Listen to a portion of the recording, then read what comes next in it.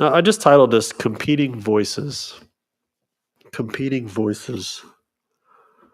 In the city of Bryan, I think I said this maybe a time or two, they utilize signs throughout the town to teach social or moral or ethical principle, honesty, or teamwork, or hard work, or there's a ton more that they use, they scatter about. And near the corner of Union and Wilson, there always seems to be a sign that reads, "There's always another way." That's the one that seems to catch my attention more than anything else. There's always another way. And when I view that from a secular standpoint, there's some truth to that. Having worked in factories for 35 years, I've seen that demonstrated that there is another way, oftentimes, to get the job done and to do what it is that needs repaired. But when I read "There's always another way," I tend to view the sign spiritually. And I think, well, there may certainly be another way advocated other than Christ alone for our salvation. But I often ask myself, where does that other way lead? What does it lead to? And to whom does it lead? You guys are smart students of the Bible. In the beginning, we see that after man's creation, a clear way is prescribed by God, wherein his creation and his creatures may flourish and multiply and enjoy perfect peace and fellowship with him.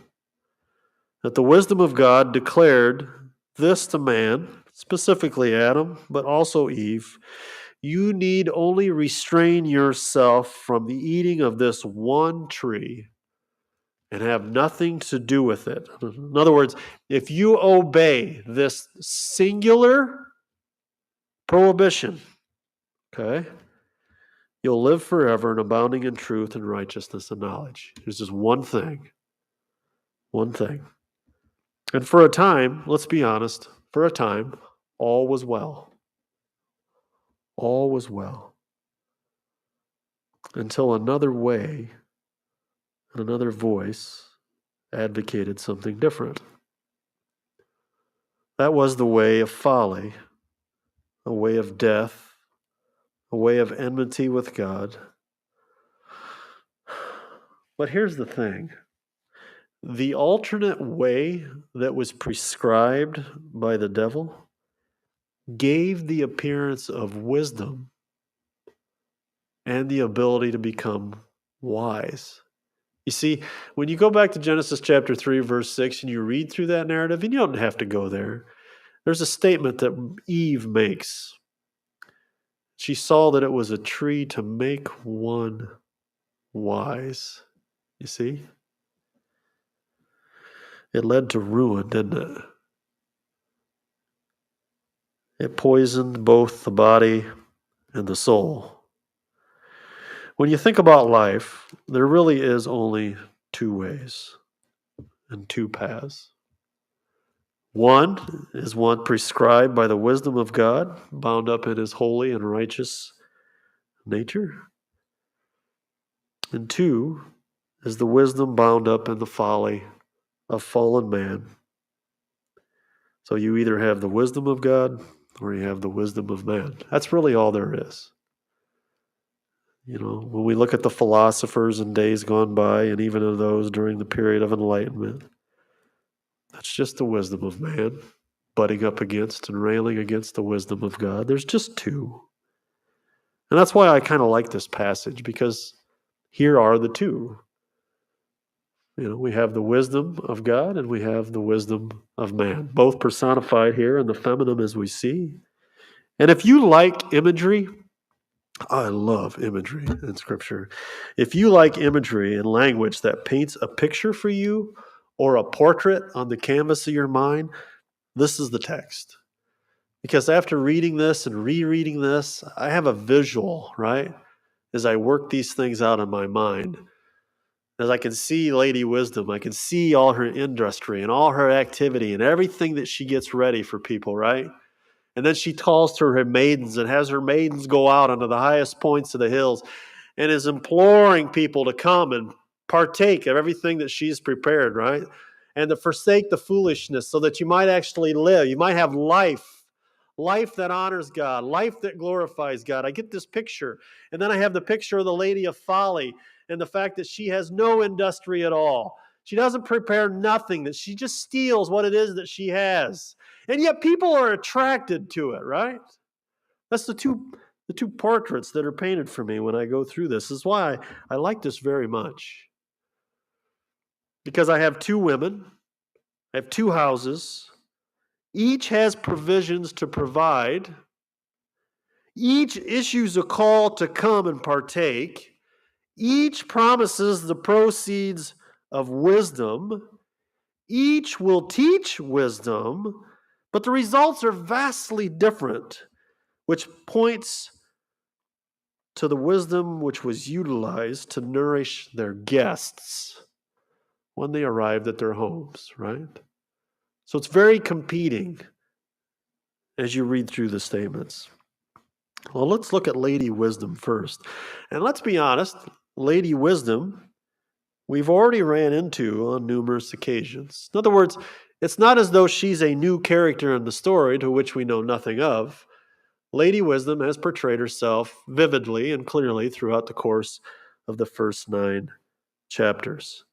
Proverbs chapter 1, if you don't mind. It's a little rehash of what we've covered. Proverbs chapter 1, verse 20. This is the first time that we encounter Lady Wisdom. And we see her activity. And once again, her desire is to impart wisdom to those who will heed her call. Proverbs chapter 1, verse 20, wisdom calls aloud outside, or if you will, in the street, raises her voice in the open squares, cries out in the chief concourses, or upon the walls, if you will, at the openings of the gates in the city. And she speaks her words and says, how long, you simple or naive ones, will you love simplicity or naivety? For scorners delight in their scorning. Fools hate knowledge. Turn at my rebuke, and I will pour out my spirit on you and make my words known to you. Go to chapter 3. Go to chapter 3. We learn a little bit something in regards to wisdom. Is she worthy of heeding? Should we follow her, right? That's the question. What does she have that's a benefit to me? Chapter 3, verse 13, then happy, blessed is the man who finds wisdom and the man who gains understanding. For we find that her proceeds are better than the profits of silver, her gain than fine gold. She's more precious than rubies, and all the things that you may desire cannot compare with her. Notice, length of days is in her right hand. In other words, you won't do something stupid to shorten your life. In her left hand, riches and honor. Her ways are ways of pleasantness, and all her paths are peace. And notice, she is a tree of life to those who take hold of her, and happy are those who retain her. Now, I'm not going to read the whole of chapter 8. We just came out of chapter 8. But almost the whole of chapter 8, with the exceptions of the first 3 verses, or first 2 verses, really has to do with Lady Wisdom, right? And the fact that with her dwells peace and understanding and truth and righteousness. There's no perversity in her, right? And it once again reaffirms her worth, her value, and that she was present in creation, and she was like the master craftsman, and all that we see before us, all that we enjoy in creation, which speaks thunderously of God and his activity, was brought forth by wisdom, right? So we know her. We know what she's like. And it's her in this verse, and 1 through 6 of chapter 9, that is crying out. And we learn a few things. In verses 1 through 3, we notice that she's built her house, hewn out her pillars, slaughtered her meat, mixed her wine, arranged her table, or furnished it if you'd like, and then sends out her maidens on the highest places so everybody can hear, right? It gives the picture. Here's one that's industrious. She's anchored her home. It's quite unmovable. It's unshakable. Everything's furnished and arranged as it ought to be. She's able to accommodate any and all who arrive at her home. In other words, no one leaves empty-handed, right? It's like after our meals on Sunday, we got lots of food left. We're taking doggy bags out the door.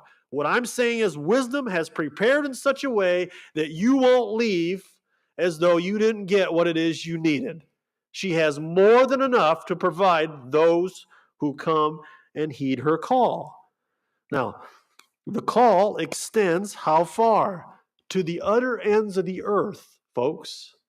In other words, the wisdom is declared here that she is calling men to hear doesn't extend just to the Jew. It extends to the Jew and the Gentile, which is comprehensive of everybody that exists on the face of the earth. That's the extent to this call. And it doesn't matter where you're from, who you are, what your ethnicity is, what your color is. She can provide what it is that you need when you need it most. You see? This is wisdom. And I got to thinking about that. I thought, it's so intensely practical. Wisdom's so intensely practical. Let me give you some examples, okay? I thought maybe this would help. As an example, my friends want me to go with them, but my friends are always getting into trouble. You see?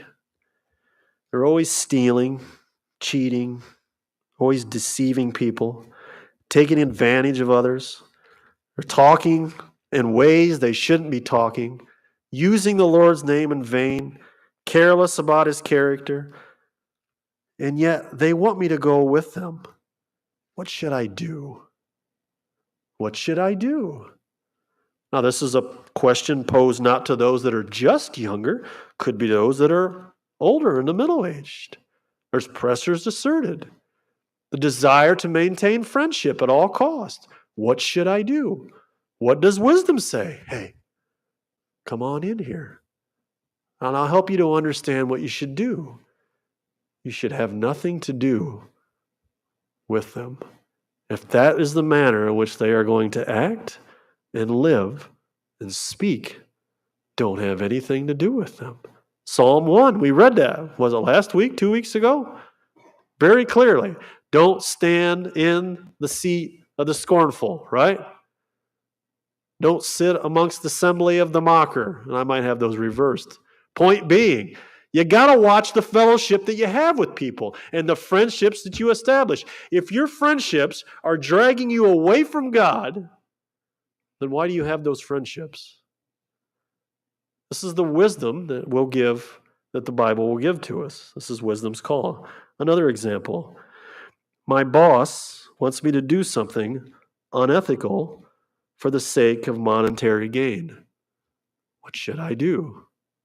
Right? What should I do? Because I don't want to lose the position that I'm currently in. And he sees me, he looks on me with favor, and it's just a small thing. It's just a little shrewd dealing.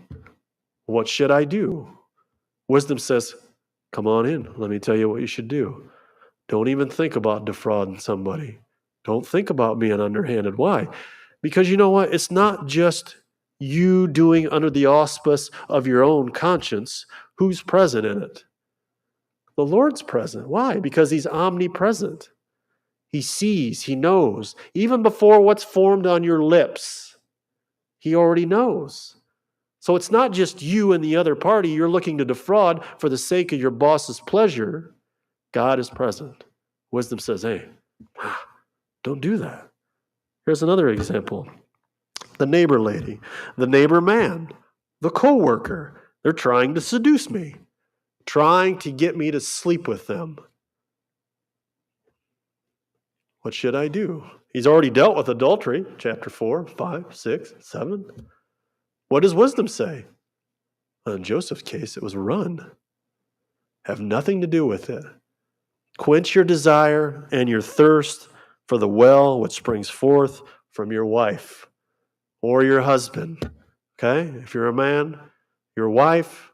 If you're a wife, with your husband. Wisdom says, don't introduce a third party into this. Okay? Do not introduce a third party into this. Question 4. All my life, I've been told evolution is the explanation to my surroundings. And yet, I can't shake what it is that I see. What do you see? I see design. I see order. I see purpose. I see intent. It points to a creator. What do I make of it? Where do we steer people like this? We got kids in college campuses all over the place that are being taught evolution. We have public curriculums that teach evolution, and yet kids are not as dumb as we might think them to be. They look around and they see the same things that you and I see. They see the order, the purpose, the creativity splashed in everything, and they want to know, what am I to make of this? Well, guess who's calling to them? Wisdom. Hey, I got an explanation for you. Let me read from Genesis 1:1. In the beginning, God created the heavens and the earth. He created.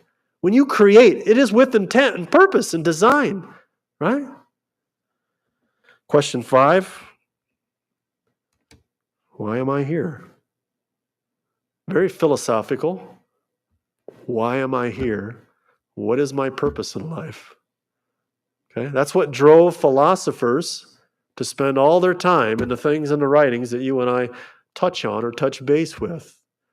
And some of it we just go, what are they thinking? What are they trying to do to make sense of those two questions? Why am I here? What is my purpose? What does wisdom say?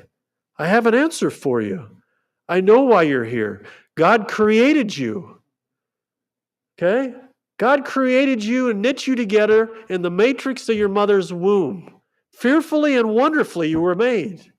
Oh, wow. No kidding. I wasn't just some spontaneous combination of atoms. There's actually purpose in yeah, there is. And you know what? Here's the thing. Not only did God create you fearfully and wonderfully, but he created you with purpose. What is that purpose? That you might glorify God and enjoy him forever. That's what the scriptures say. You see, wisdom has something to say about this.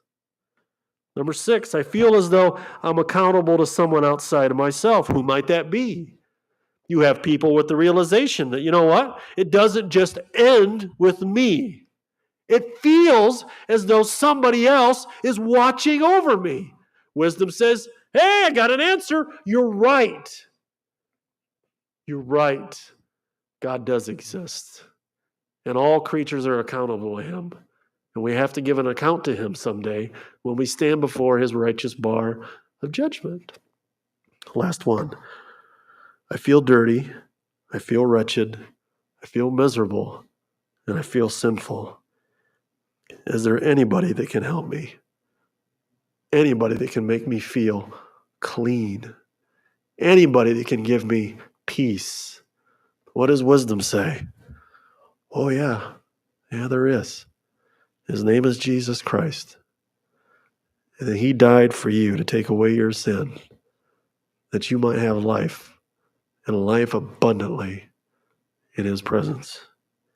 These are all questions, you see. Questions that we've navigated through, maybe ourselves, questions that our loved ones may have, situations that we might find ourselves in. And these are just a few examples. I'm just trying to help us to understand when wisdom is making her preparations and calling out to men, these are things that we bump up against, and we need answers. Wisdom provides the answers, you see? That's why there's the declaration by her.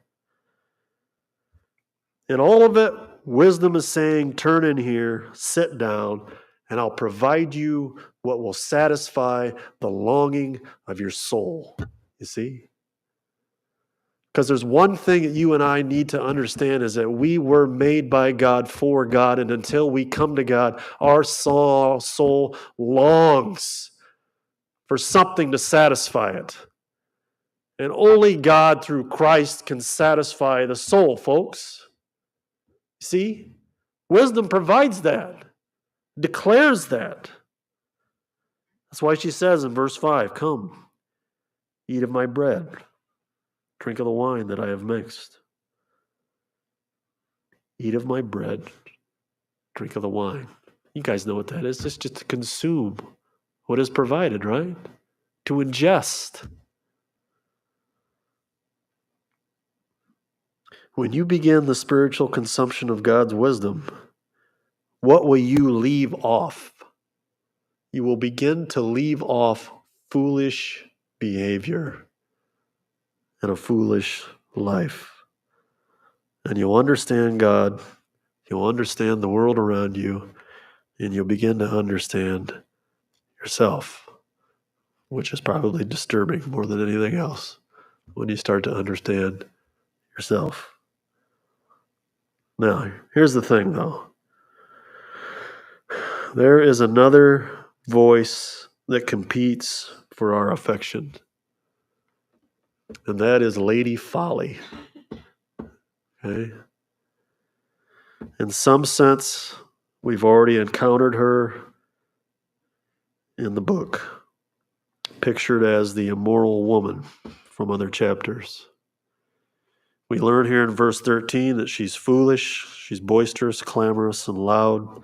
She's simple and naive or ignorant. She knows nothing.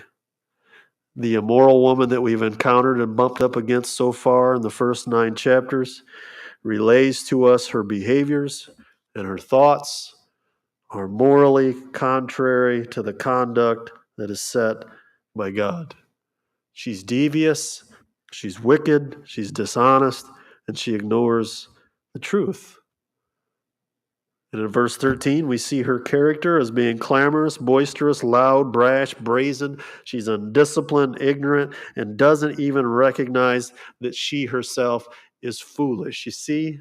She doesn't even recognize that she herself is foolish.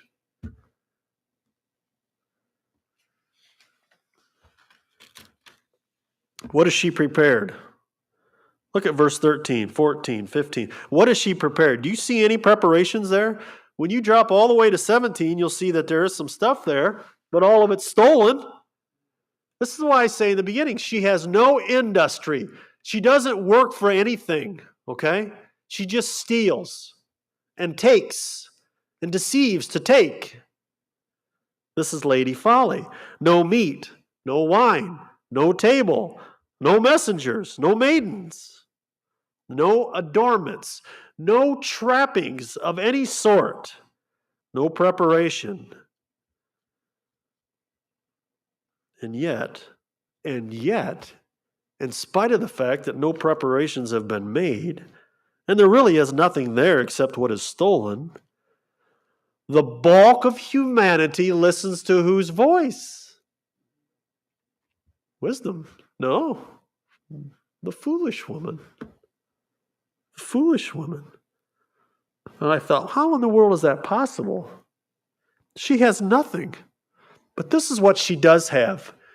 She appeals to the nature of man. Let me explain that when I say she appeals to the nature of man. In other words, she advocates, think what you want, do what you want, say what you want. Oh, man. Here we go. Right? Here we go. I can do anything I want at any time I want with whoever I want. Tell me that's not appealing. Lady Wisdom says, have at it. Have at it. Now notice something. What does it say? She sits at the door of her house and on a seat. Now mine adds by in the italics, not in the original. By is just to help clarify. On a seat, the highest places of the city. So while it is that the maidens of wisdom are in the high areas declaring their call, who do I find also at the highest places on a seat extending her call? Folly, the immoral woman. And notice in 15, what does it say? To those who pass by,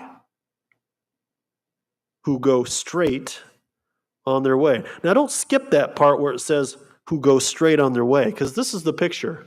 The picture of those who are going straight on their way is this. They're paying no mind. Okay? They're trying not to pay no mind to what Lady Folly is bellowing out. In other words, they're trying to live the way they should live. They're trying to honor God the best they can honor God. But what could they possibly be distracted by? Lady Folly. Okay? Lady Folly. This is the thing. You and I, as believers in Christ, if we are in Christ, okay, then we know how it is that we should live. We really do. And yet, oftentimes, what do? We do the opposite.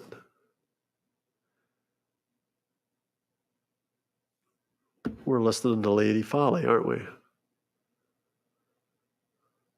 The voice of wisdom we've stopped up, we don't want to hear. And we're just going to dabble in a little foolishness for a while.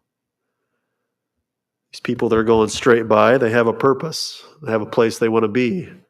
And yet, oftentimes, they're distracted and deviated from course by the bellowing of Lady Folly as she appeals to their nature. You see? That's what sin does. Sin appeals to our nature oftentimes. Don't do it, wisdom says. And yet we're like, oh, well, I'm so tempted to. And we do it. We've responded to the wrong voice. I think it's interesting in verse 16. I think it's interesting that the declaration is identical to the declaration that wisdom made. In verse 4, chapter 9, what does it say? Whoever is simple, let him turn in here. As for him who lacks understanding, she says to him. So that's the declaration by wisdom. What is the declaration by folly? Whoever is simple, let him turn in here. And as for him who lacks understanding, she says to him. It's the same declaration. Wisdom says, turn in here, I'll make you wise. Folly says, turn in here, I'll make you wise. Well, if that's the case, then let me go back and read those questions that we just dealt with and apply that with folly. My friend wants me to go with them. They're always making trouble, stealing, cheating, deceiving, talking like they shouldn't, taking advantage of elderly people and other people. What should I do? We know what wisdom said. What does folly say? Friendship is the most important thing. And besides, you don't want to be that person that's too chicken to do what the rest of the group does. That's what folly says. How many times when you were younger did you get caught up in something you shouldn't have been caught up in? Because you gave in to the peer pressure, didn't you? Conscience was saying, don't do it. The voice of your mom and dad was saying, don't do it. The voice of God's inner witness was saying, don't do it. And what did we do? We did the opposite, didn't we? Number 2, my boss wants me to do something unethical for the sake of monetary gain. What should I do? Folly says, yeah, go ahead. It's for the furtherance of your career, goofball. Right? I mean, your boss said if you just do this, he's gonna give you a little pay raise, be a little something extra in your check. Oh, I like the money. And we're going on vacation. I could use that extra money. All right, it's just one lady. Besides, what's she gonna know? See, this is how wisdom and folly work. You know where I'm going with this. The third one. Neighbor lady, the neighbor man, the co-worker trying to seduce me, wants me to sleep with them. What's folly say? Yeah, sow your wild oats. It's all right. Just don't tell anybody. Just keep it under wraps. Be sly about it. Don't use your phone. Just have meetings. But whatever you do, go ahead. Listen to your flesh. Because at the end of the day, really, what's about happiness? It's sexual fulfillment. We live in a nation that it seems to be the primary goal in life. Pleasure / sexual fulfillment. Why do you think we got all these drugs? What's all that about? I know exactly what that's about. Because of the one dominant primary thing in life that you can't be happy unless you have this or you're doing this. No. All my life, I've been told evolution is an explanation of my surroundings, yet what I see is design and purpose, intent and order. What am I to make of that? What's wisdom? Oh, wisdom, we know what they say. What's folly say? Yeah, you're reading too much into it. You're reading too much into it. What you think is design is not really design, it's just random. What you think is intent is just luck. Right? What of my life? Why am I here? What is my purpose? Folly says, beats me. I don't have a good answer for you on that one. Whatever you want to make it. Whatever you want to make it, right? That's what your purpose is. That's why you're here. I feel as though I'm accountable to someone else. Who might that be? Folly says, that's a joke. You're not accountable to anybody but yourself. Don't worry about anybody else. You just worry about yourself. Once again, I see a society that's absolutely turned in on itself, and it's consumed with what? My happiness, myself, my fulfillment, my, indeed. I feel dirty, wretched, miserable, sinful. Can anyone make me clean? Give me peace? In the end, Folly says, no. You should just live for the moment. Eat, drink, and be merry. Right?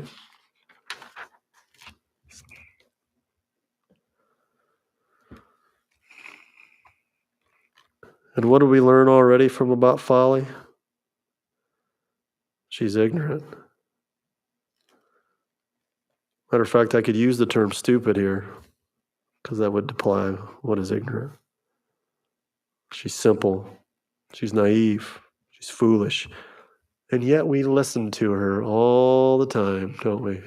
Why? Why do we listen to one who's foolish? A stressful day at work. I need to unwind. Wisdom says, well, you know what? I understand you're stressed. I can see it on your face. I see the anxiety, the anger, the angst. Tell you what, why don't we just unwind in some prayer and thanksgiving? Why don't we do what the old song says? Why don't we try counting our blessings for a change? And Lady Folly says, no, I know what you need. You need a drink, maybe a couple, just to get you relaxed and unwind. You'll feel better about yourself. This plays out in every single little issue in our life, in every little temptation and sin. There's the way of wisdom and the way of folly, right? You know, the interesting thing about it is there are two sources of wisdom. Did you guys know that? James chapter 3, if you want to turn there. There are two sources of wisdom. James 3, verse 14.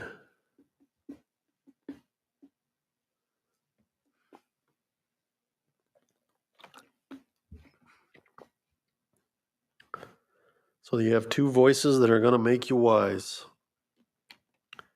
Two forms of wisdom that are espoused. One comes from above. He says in verse 14, if you have bitter envy and self-seeking or selfish ambition in your hearts, do not boast and lie against the truth. Notice, this wisdom does not descend from above. It is earthly, sensual, and demonic. For where envy and self-seeking exist, confusion and every evil thing are there, but the wisdom that is from above is pure, peaceable, gentle, full of mercy and good fruits, without partiality and without hypocrisy. So yes, there are two sources of wisdom. One descends from the heavens, one comes from the earth. Which one are we listening to? Because Lady Folly states here in verse 17, stolen water is sweet, and bread eaten in secret is pleasant. Some see the metaphor as pertaining to illicit sexual relations, which is possible, or it could just speak to the utilization of what was stolen. In either case, you're doing what you shouldn't be doing, coveting and utilizing what you shouldn't be utilizing and coveting, right? Now, where does that lead? Verse 18. Where does that lead? Because if we listen to wisdom, then we know that it leads to life. We've already covered that numerous times. But if we listen to folly, where does that lead? Verse 18. He does not know that the dead are there and that her guests are in the depths of hell. And we've covered that. I don't know how many times. Proverbs 2, Proverbs 5, Proverbs 6, Proverbs 7, all relay almost word for word the same thing. What does the world do at Lady Wisdom? It generally stops up their ears and says, la, la, la, la, la, I'm not listening, right? We're resistant to moral and ethical codes and laws laid down by God. And so when wisdom cries out, we turn away. Who do we turn to? We only have one other thing to turn to. We turn to Lady Folly for the freedom to do whatever we please, right? But what does it cost us? It costs us everything. It costs us our very life, our very soul. See? Lady Folly tempts people, but ultimately Lady Folly turns people into hell. And by the time they come to their senses to recognize the evil, it's absolutely too late. It's absolutely too late. So the question posed to you and I today is this: what about you and what about me? Whose voice are we listening to? And you have a choice. We can listen to wisdom as she bellers out to come, encourage us to forsake the foolishness, or we can listen to the voice of Lady Folly and say, yeah, why not? Let's do it. Which voice do we listen to? And you know what? We're confronted with this on a daily basis of which thing to listen to. Let's pray. Father, we thank you, Lord, for